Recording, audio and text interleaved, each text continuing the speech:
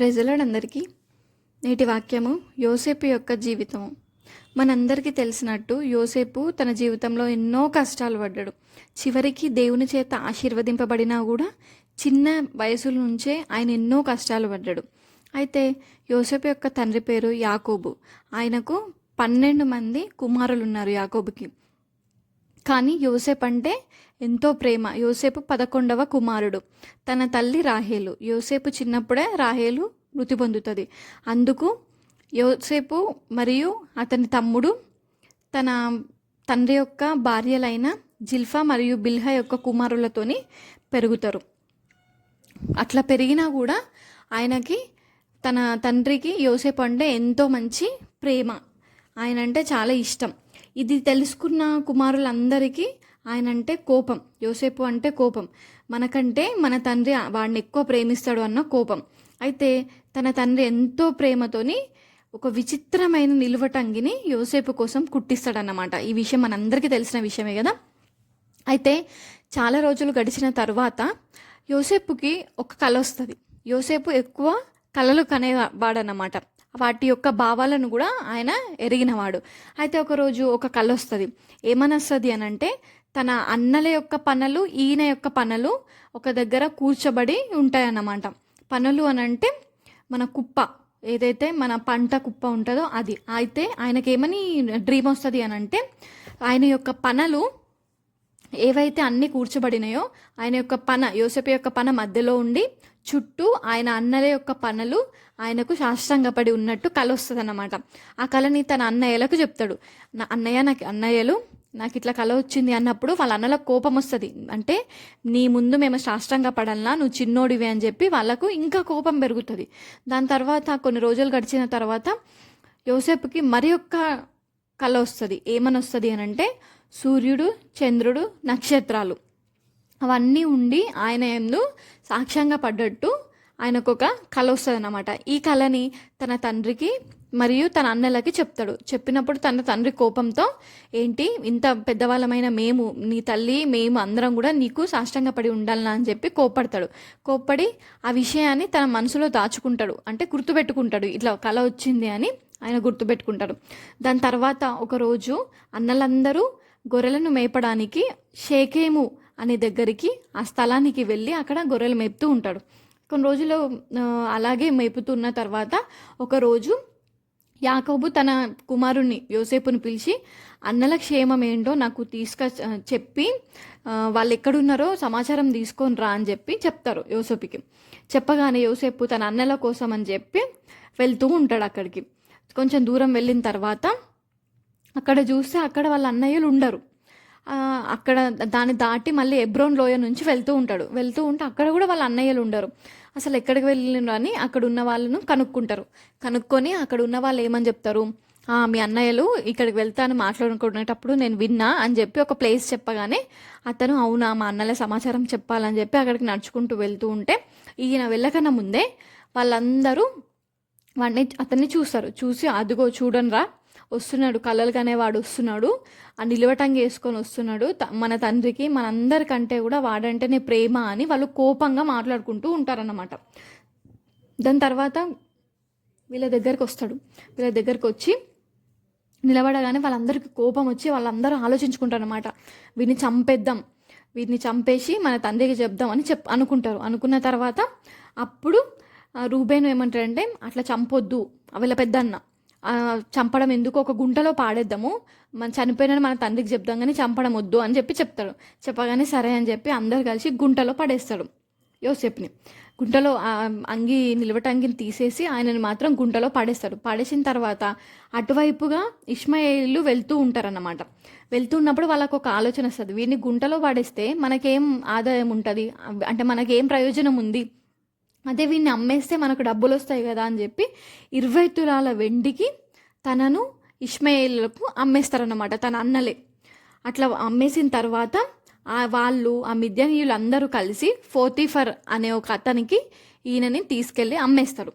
ఆయన ఫరో సైన్యంకి ఆయన ఒక అధిపతి అనమాట. ఫరో సైన్యం రాజు దగ్గర పనిచేసే అతను పోతీఫర్. ఆ పోతీఫర్ దగ్గర వదిలేస్తారు.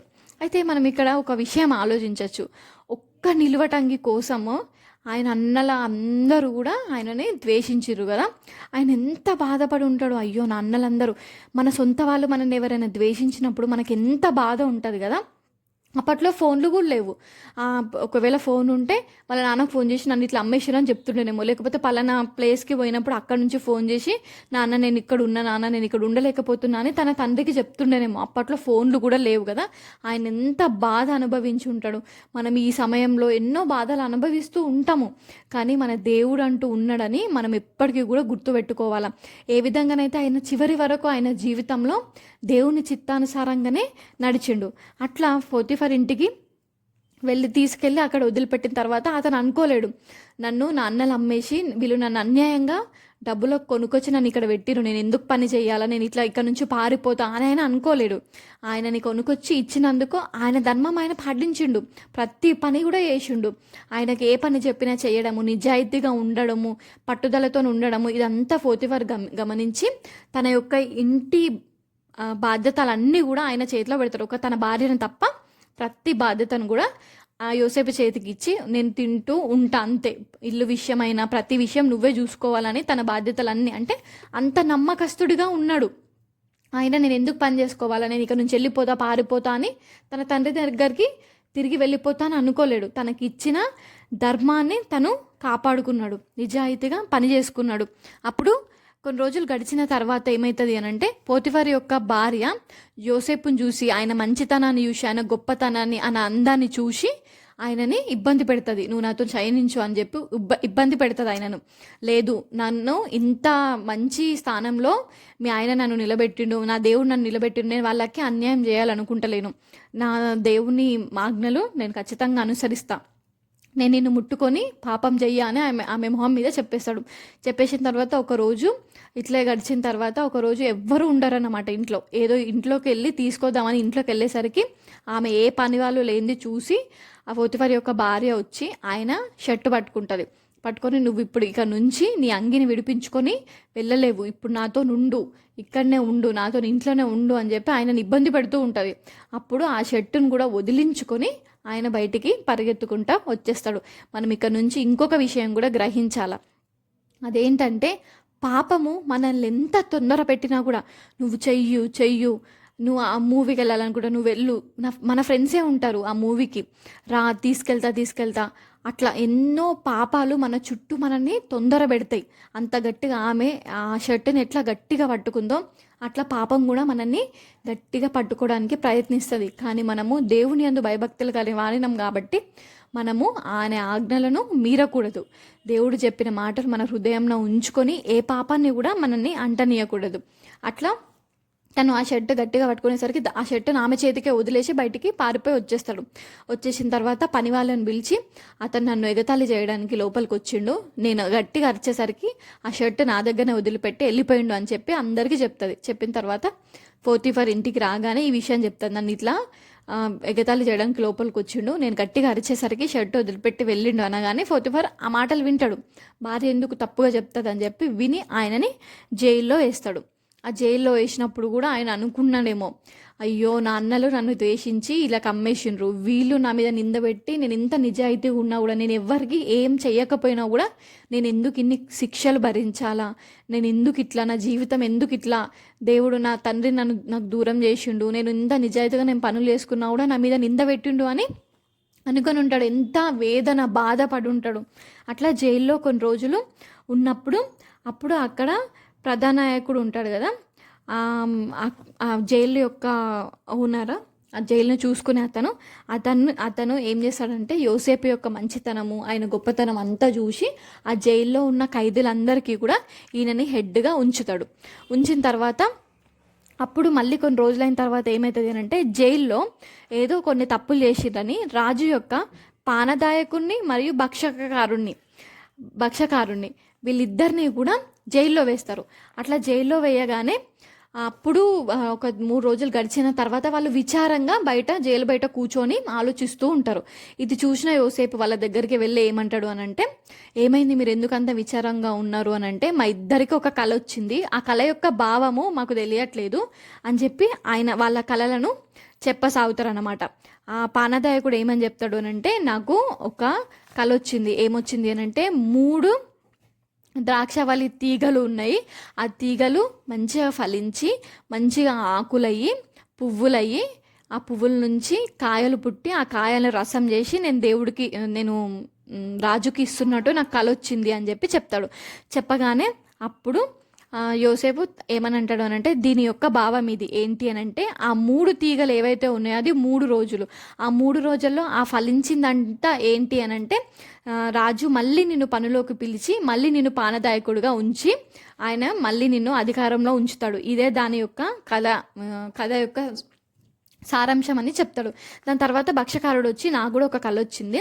ఏమొచ్చింది అని అంటే, నేను పిండి వంటలు ఒక గంప నిండా నా తలపైన పెట్టుకొని నేను రాజు దగ్గరికి వెళ్తూ ఉంటే కొన్ని పిచ్చుకలు వచ్చి వాటిని తినేస్తున్నాయి. ఇట్లా వచ్చింది నాకు కళ అని చెప్పి యోసేపుకి చెప్తాడు. చెప్పినప్పుడు యోసేపు అంటాడు, ఏవైతే ఆ 3 గంపలు ఉన్నాయో ఆ 3 గంపలు 3 రోజులు, ఏవైతే ఆ పిచ్చుకలు వచ్చి తింటున్నాయో అట్లనే నీ బాడీని కూడా వేలాడదీస్తే, నీ శరీరాన్ని వేలాడదీసి నిన్ను శిక్షిస్తే అట్లా ఆ రాబందులు వచ్చి నిన్ను తింటాయి అని ఆ కళ యొక్క భావం చెప్తాడు. చెప్పిన తర్వాత పానదాయకుడికి ఏమని చెప్తాడంటే, నిన్ను అధికారంలో ఉంచినప్పుడు నన్ను జ్ఞాపకం చేసుకో, నేను చేయని తప్పులకి నేను శిక్ష పొందుతున్నా, నా అన్నలు నన్ను అమ్మి వేసిండ్రు, ఇక్కడ నేను నిజాయితీగా ఉంటే నా యొక్క యజమాని యొక్క భార్య నా మీద నిందబెట్టి నన్ను జైల్లో పెట్టింది అని చెప్పి పానదాయకుడికి చెప్తాడు. చెప్పగానే సరే అని అట్లనే 3 రోజులు గడిచిన తర్వాత అదే విధంగా అవుతుంది. అదే విధంగా జరిగిన తర్వాత మళ్ళీ 2 సంవత్సరాల తర్వాత, అంటే అప్పుడు అది జరిగిన 2 సంవత్సరాల వరకు కూడా అట్లనే జైల్లోనే యోసేపు నివసించండి అనమాట. మనం ఇక్కడ తెలుసుకోవచ్చు ఆయన ఎంత వేదన పడి ఉంటాడు ఆ జైల్లో. తన తండ్రిని వదిలి, తన ఇంటి వారిని వదిలి, చిన్నప్పుడే తన తల్లిని కోల్పోయి ఆయన ఎంత వేదన పడి ఉంటాడు. దాని తర్వాత 2 సంవత్సరాల తర్వాత ఫరో రాజుకి ఒక కల వస్తుంది అన్నమాట. ఏమని కల వస్తుంది అని అంటే, ఒక 7 ఆవులు, బలమైన ఆవులు నీళ్లు తాగడానికి చెరువు దగ్గరికి వెళ్తాయి. అక్కడ అవి తాగుతూ ఉండగా 7 బక్క చిక్కిన ఆవులు వచ్చి ఆ మంచి ఆవులను తినేస్తాయన్నమాట. ఇది ఒక రోజు కల వస్తుంది. దీని తర్వాత మళ్ళీ 2 రోజుల తర్వాత మళ్ళీ ఇంకొక కల వస్తుంది. ఏమని అని అంటే, వెన్నులు అంటే గోధుమలు అన్నమాట. అంటే ఏదైనా పంట, ఆ పంట ఏవో గాలికి బాలేని పంట ఉంటుంది, 7 మంచి ఉన్న పంట ఒకటి ఉంటుంది. అయితే ఆ 7 మంచి లేని వెన్నులన్నీ కూడా మంచిగా ఉన్న వెన్నుల్ని తినేస్తాయి అన్నమాట. అట్లా గాలికి ఊదిపోతాయి అని చెప్పి ఆయనకు కల వస్తుంది. అప్పుడు రాజు చాలా విచారంగా ఉంటాడు. అయ్యో వీటి యొక్క అర్థం ఏంటి అని చెప్పి అందరినీ పిలిపించి, జ్ఞానులందరినీ పిలిపించి అడిగితే ఎవ్వరికి తెలియదు అంటారు. తెలియదన్న తర్వాత అప్పుడు పానదాయకుడికి గుర్తొస్తుంది. అప్పుడు నేను శిక్ష పొందినప్పుడు జైల్లో ఉన్నప్పుడు ఒక అబ్బాయి వచ్చి చెప్పిండు అని చెప్పి అప్పుడు రాజు దగ్గరికి వెళ్ళి జరిగిందంతా చెప్తాడు. ఇట్లా ఒక భావం చెప్పిండు అనగానే సరే ఆయనను ప్రవేశపెట్టండి అని చెప్పి యోసేపుని తీసుకొని రమ్మంటారు. అది యోసేపుని తీసుకొని వస్తారు. వచ్చిన తర్వాత నాకు ఇట్లా కల వచ్చింది అని చెప్పి వివరిస్తారు. వివరించగానే అప్పుడు యోసేపు ఏమని చెప్తాడు అని అంటే, ఆ 7 ఏంటి అని అంటే 7కి అర్థం 7 సంవత్సరాలు. 7 సంవత్సరాలు ఏమవుతుంది, బలమైన ఆవులు అంటే మంచి సంపద, మంచి ఔన్నత్యం అంతా కూడా మీకు చేరుతుంది, మంచి పంట పండుతుంది 7 సంవత్సరాలు. దాని తర్వాత కరువు వస్తుంది. ఏదైతే బక్కచిక్కిన ఆవులు ఉంటాయో అట్లా ఆ కరువు వస్తుంది. కాబట్టి ఈ 7 సంవత్సరాలు అంతా మీరు దాపెట్టుకుంటే ఆ 7 సంవత్సరాలు మీరు పుష్టిగా తినొచ్చు, వేరే రాజ్యంలో వాళ్ళకు కూడా మీరే ధాన్యాన్ని పొదుపు చేసి అమ్మొచ్చు అని ఆ యొక్క కళ యొక్క భావాన్ని రాజుకి చెప్తాడు. అది చెప్పిన వెంటనే రాజు చాలా ఆయనను ఒక గొప్ప స్థితిలో చూసి, ఇంతకంటే జ్ఞానుడు ఇంకెవరైనా ఉంటారా, నీకు నాకు ఒక్క కిరీటము సింహాసనము తప్ప నీకు అన్ని అధికారం అంతా, మొత్తం నా రాజ్య అధికారం అంతా ఇస్తున్నా అని చెప్పి ఆయనని ప్రైమ్ మినిస్టర్గా ఎన్నుకుంటాడు. ఎన్నుకొని తన యొక్క రింగుని తర్వాత కిరీటం తీసిచ్చి, నీకు నాకు ఒక సింహాసనం తప్ప ఇంకా ఏమీ లేదు, నా రాజ్యం అంతా నీ చేతిలో పెడుతున్నా అని ఆయనకి అప్పగిస్తాడు. ఇది జరిగిన తర్వాత 7 సంవత్సరాలు సమృద్ధిగా పంట వస్తుంది. దాని తర్వాత మళ్ళీ ఇంకో 7 సంవత్సరాలు పూర్తిగా కరువు, అన్ని దేశాలలో కరువు, వీళ్ళ దేశంతో పాటు వేరే దేశాలలో కూడా కరువు వస్తుంది అన్నమాట. అప్పుడు దాని తర్వాత యోసేపుకు పెళ్ళవుతుంది. ఆయనకి 2 కుమారులు. మనష్షే అంటే మరుపు అన్నమాట. తన యొక్క తండ్రిని ఆ పాత జీవితాన్ని మరిచిన కారణంగా మనష్షే అని మొదటి కుమారుడికి, మరియు ఎఫ్రాయిము అని రెండవ కుమారుడికి పేరు పెడతారు. ఇది ఇట్లా జరిగిన తర్వాత ఆ 7 సంవత్సరాలు ఏదైతే కరువులో ఉందో ఆ కరువు సమయంలో తన అన్నలందరూ కూడా ఇక్కడికి వస్తారు. అంటే వాళ్ళ తండ్రి పంపిస్తాడు, మన దగ్గర ధాన్యం లేదు, అక్కడికి ఫరో సైన్యం దగ్గరికి వెళ్ళి మీరు తీసుకొని రండి అని చెప్పి పంపిస్తాడు. పంపించినప్పుడు తన అన్నలు ఆయన దగ్గరికి వచ్చినప్పుడు వాళ్ళందరినీ గుర్తుపడతాడనమాట. గుర్తుపట్టి ఆహా వీళ్ళందరూ నా వాళ్ళే అని చెప్పి అనుకుంటాడు. అనుకొని అప్పుడు వాళ్ళని ఏమంటాడు అంటే, మీరు నన్ను మోసం చేయడానికి, మా అధికారం అంతా చూడడానికి వచ్చిన వాళ్ళు కదా అని వాళ్ళని బెదిరిస్తాడు. బెదిరించినప్పుడు వాళ్ళు అంటారు, లేదు మేము ధాన్యం కోసం వచ్చినాము, మేము ఇంత 12 మంది కుమారులము, ఒక కుమారుడు చనిపోయిండు, ఇంకో కుమారుడు నా తండ్రి దగ్గర ఉన్నాడు అని చెప్పి చెప్తాడు. చెప్పినప్పుడు లేదు మీరు అందరూ మమ్మల్ని మోసం చేయడానికి వచ్చిండ్రు అని వాళ్ళని భయపెడతాడు యోసేపు. భయపెట్టిన తర్వాత లేదు మీరు మీ మీ ఆఖరి తమ్ముడైన బెన్యామీను తీసుకొని వస్తేనే నెక్స్ట్ సారి మీకు ధాన్యం ఇస్తామని చెప్పి చెప్తారు. చెప్పగానే సరే అని చెప్పి వాళ్ళు మళ్ళీ తిరిగి వెళ్తారు. వెళ్ళి మళ్ళీ వచ్చేటప్పుడు తన తండ్రికి అడుగుతారు, బెన్యామీని తీసుకొని వస్తే మాత్రమే వాళ్ళు ధాన్యం ఇస్తా అని చెప్పిన తండ్రి అని చెప్పి యాకోబుకి చెప్పగానే యాకోబు అంటాడు, నేను నా ప్రియమైన యోసేపుని నేను కోల్పోయినా, ఇప్పుడు బెన్యామీను కూడా తీసుకొని పోయి అక్కడ నన్ను ఒంటరివాణ్ణి వేస్తారా. ఆ తండ్రి ఎంతో బాధపడతాడు. బాధపడిన తర్వాత మళ్ళీ బెన్యామీని తీసుకొని అక్కడికి వెళ్తారు. వెళ్ళిన తర్వాత ఏమవుతుంది అంటే వాళ్ళ ధాన్యంలో ఒక గ్లాస్ని, ఒక వెండి గ్లాస్ని పెట్టిస్తాడనమాట యోసేపు. కొంచెం దూరం వీళ్ళు వెళ్ళిన తర్వాత ఏమవుతుంది, వాళ్ళ భటులు వచ్చి ఆ గ్లాస్ని ఓపెన్ చేసినప్పుడు ఇది మీరు దొంగిలించిండ్రు అని చెప్పి మళ్ళీ తీసుకొస్తారు. తీసుకొచ్చినప్పుడు అన్నలందరూ భయపడతారు, ఇప్పుడు ఎట్లా అని. అప్పుడు యోసేపు ఏమని చెప్తాడు అని అంటే, అన్న ఎవరినైతే మీరు గుంటలో పడేసి చంపుదాం అనుకున్నారో అతన్నే నేనే యోసేపుని అని చెప్పి వాళ్ళకి చెప్తాడనమాట. చెప్పి నా తండ్రిని అందరినీ తీసుకొని ఇక్కడికి రండి అని వాళ్ళని కానాన్ దేశానికి పంపిస్తారు.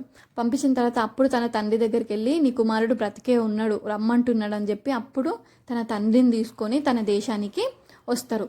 వచ్చి సంతోషంగా తన యోసేపు తన ప్రియమైన కుమారుడితో వాళ్ళందరూ సంతోషంగా ఉంటారు. అయితే 60 మంది అందరూ కలిపి మొత్తం పిల్లలు, మనవరాలు అందరూ కలిసి 66 మంది దేశానికి వస్తారు. యోసేపు దగ్గరికి వచ్చి వాళ్ళు ప్రస్తుతానికి 60 లక్షల మందిగా వాళ్ళు డెవలప్ అయినరన్నమాట. మనం ఇక్కడ ఆయన జీవితం నుంచి గ్రహించింది ఏంటి అని అంటే, ఆయన ఎన్నో కష్టాలు పడ్డాడు, ఎన్నో బాధలు పడ్డాడు. అసలు నా అన్న వాళ్ళే మోసం చేసిండ్రు అతన్ని, నాకు అసలు ఏ దిక్కు లేదు, నా జీవితానికి అసలు అర్థం లేదు, నేను ఎంత నిజాయితీగా ఉన్నా నా మీద ఎన్నో నిందలు పడుతున్నాయని ఆయన ఎన్నో బాధలు పడ్డాడు. అయినా కూడా ఆయన చివరికి దేవుని యొక్క చిత్తం జరిగింది. మన జీవితంలో కూడా మనం ఎన్నో బాధలు పడుతూ ఉండొచ్చు, కానీ దేవుని చిత్తం అంటూ ఒకటి ఉంది. ఆ చిత్తానికి అనుసారంగా మనము నడిచినట్లయితే దేవుడు తన యొక్క గమ్య స్థానానికి మనల్ని చేరుస్తాడు. ఏవో ఆటంకాలు వస్తున్నాయని మనం ఏం బాధపడాల్సిన అవసరం లేదు. ప్రతి ఒక్కరి ఎడల ఒక పువ్వు ఒక 4 నిమిషాలు, ఒక 4 గంటలు ఉండి వాడిపోయే పువ్వు వెనకనే దేవుని ప్రణాళిక ఉన్నప్పుడు మన జీవితం వెనుక దేవుని ప్రణాళిక ఖచ్చితంగా ఉంటుంది. మనం ఏ విషయంలో బాధపడాల్సిన అవసరం లేదు. దేవుడు మనతో ఉన్నప్పుడు, మన తోడుగా ఉన్నప్పుడు మనకి ఏ కష్టాలు వచ్చినా, ఏ బాధలు వచ్చినా కూడా ఆయనని తీసి మనల్ని సంరక్షిస్తాడు. ఆమెన్.